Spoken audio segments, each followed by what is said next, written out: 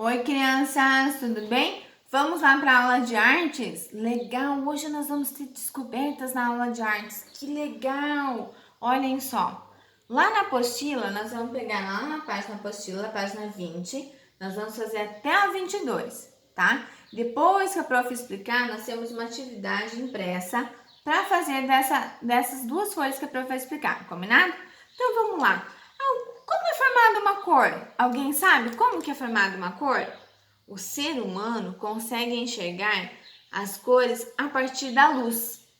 Ou seja, na ausência de luz, se não tiver luz, nós não enxergamos a cor e não enxergamos nada, né? Então, não é possível no escuro distinguir as cores. Cada cor é representada por uma luz correspondente e a soma das luzes resulta na luz branca.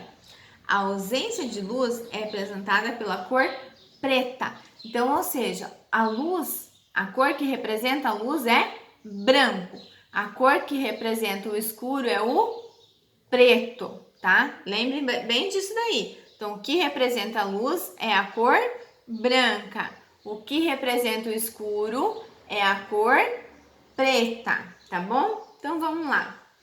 Olha o arco-íris. Como será que é formado o arco-íris? Primeiro vamos ler aqui em cima, ó. O espectro cromático é o alcance das variações de cores que o olho humano consegue compreender, que se estende entre as seguintes cores: vermelha, alaranjada, amarela, verde, azul, anil e violeta. O que está abaixo da luz vermelha é chamado de infravermelho e não é notado pelo olho humano, como os sensores de calor. O que está acima da luz violeta é chamado de ultravioleta, também não é visto pelo olho humano. Então, olha só, o que a gente enxerga aqui embaixo, nós não enxergamos no olho na cor real. No que enxerga lá em cima do azul, também a gente não vê, fica lá escondido. Agora, como é formado um arco-íris? Como será que forma? Vocês sabiam que tem uma forma bem simples de formar um arco-íris? Se nós pegarmos uma mangueira com água e a gente colocar ela entre o sol, a claridade da luz do sol vai formar na água um arco-íris. Se vocês fizerem o teste na casa de vocês, pegar a mangueira de água e vocês esguichar ela contra o sol, vocês vão conseguir ver um arco-íris bem formadinha, bem tranquilinho, bem fácil, a coisa mais linda. Se vocês jogarem ou simplesmente deixar a mangueira naquele jatinho com bastante água, você jogar assim, deixar a água jorrar por cima, vocês vão ver que vai formar um arco-íris muito lindo. Olha só. Traduzindo, teorizando agora, vamos teorizar? Quais são as diferenças entre as cores? Dentre as cores, existem algumas que são consideradas como quentes e outras como frias. As cores quentes são associadas ao elemento de fogo, que passam a ideia de calor. Por exemplo, vermelho, alaranjado, amarelo, que são as cores quentes. Porque se a gente olhar para elas, ou se nós juntarmos as três, vai dar a impressão que a gente vai estar vendo o fogo, porque a chama do fogo são essas três cores, por isso que ela é chamada de quente, por isso que essas três cores são chamadas de quente. E as cores frias são associadas ao elemento da água, são elas o verde, o azul, o anil, o violeta. Se a gente olhar para essas cores aqui, a gente vai lembrar de água, de rio, da praia, do mar, da praia, não é meio verdinho, aquela água cristalina bem limpinha? Por isso que são chamadas de águas frias, porque são cores claras, bem clarinhas. Nas telas eletrônicas, como smartphones, tablets e monitores, o tipo de saída de cores é chamado de RGB, sigla que faz referência às cores utilizadas para formar as imagens. RD quer dizer vermelha, green quer dizer verde e blue, azul. A composição é feita pela somatória das luzes correspondentes a essas três cores.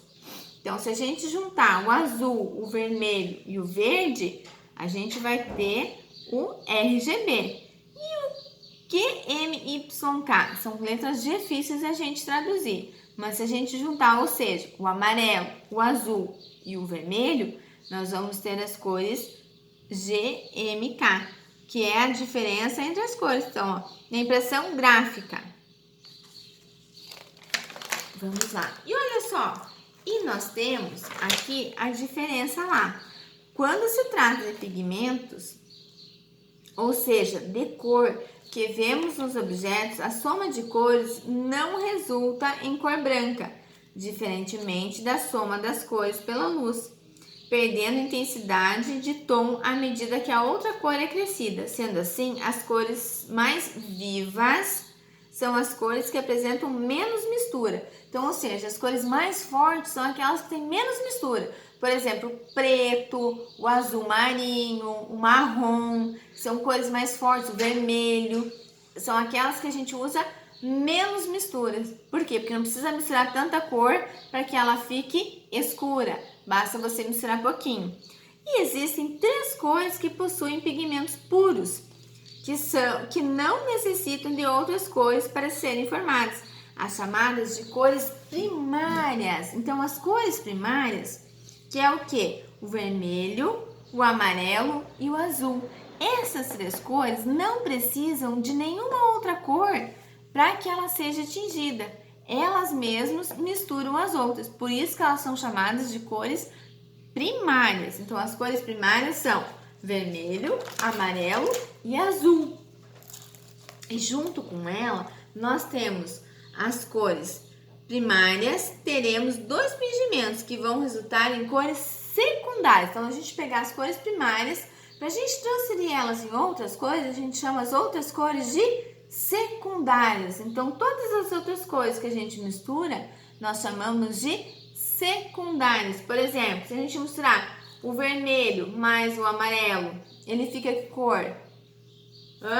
Ele fica um tom de laranja. Se a gente pegar lá o verde, a gente tem que misturar o amarelo e o azul. Se a gente misturar amarelo e azul, a gente tem o verde. E se a gente misturar o azul mais o vermelho, nós vamos ter a cor violeta. Então, por isso que elas são chamadas de secundárias. Então, as cores primárias são aquelas que a gente não precisa misturar para a gente ter aquela cor. As cores secundárias são as cores onde a gente mistura para formar outra cor, tá bom? Agora, a partir dessas informações, tem uma atividade lá impressa para vocês pintarem de acordo com o gráfico que tem lá. E vocês vão deixar aquele desenho bem lindo, mas tem que seguir a sequência do gráfico, tá bom? Combinado? Crianças, tomara que vocês tenham entendido. Fiquem com Deus. Beijão!